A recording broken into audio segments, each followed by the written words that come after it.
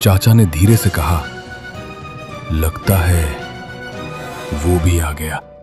ढाबे के अंदर बैठे लोगों की धड़कन अभी तक सामान्य नहीं हुई थी। सबकी नजर बार बार दरवाजे की तरफ जा रही थी, जैसे कोई सच में आने वाला हो। लेकिन कुछ पल बीते और बाहर फिर वही सन्नाटा लौट आया। तब माहौल हल्का करने के लिए मजदूर ने हंसने की कोशिश की, क्योंकि डर कभी कभी मजाक बनाकर ही छुपाया जाता है। चाचा, आप तो बिना कहानी सुनाए ही डरा दिए। सच में, पहले कहानी सुनाओ फिर डरा। हाँ चाचा, आज लंबी वाली सुनाओ। हरीश चाचा ने पहली बार सबकी तरफ देखा।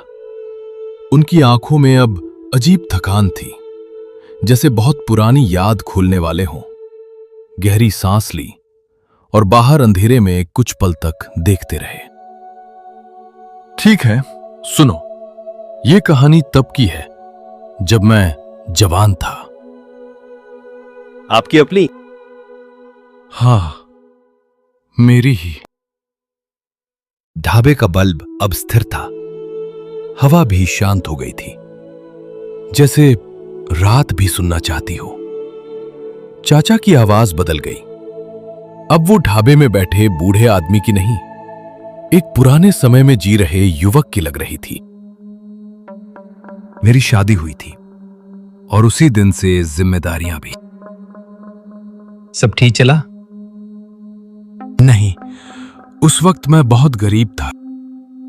उनके शब्दों के साथ साथ दृश्य जैसे बदलने लगा।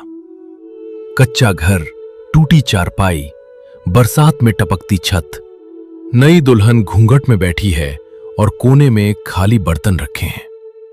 चाचा की जवानी का समय खुशियों से ज्यादा चिंता में बीता। काम मिलता तो 2 दिन, फिर कई दिन खाली। पेट से पहले चिंता भरती थी। दिन भर मजदूरी ढूंढता था और कई बार खाली हाथ लौटता था। भाभी कुछ कहती थी? कहती नहीं, छुपाती थी। भूख भी और आंसू भी।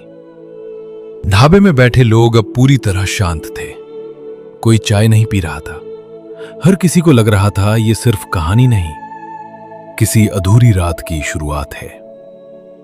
चाचा ने अगला वाक्य बोलने से पहले आसमान की तरफ देखा। लेकिन असली मुसीबत तब शुरू हुई जब पहली होली आई।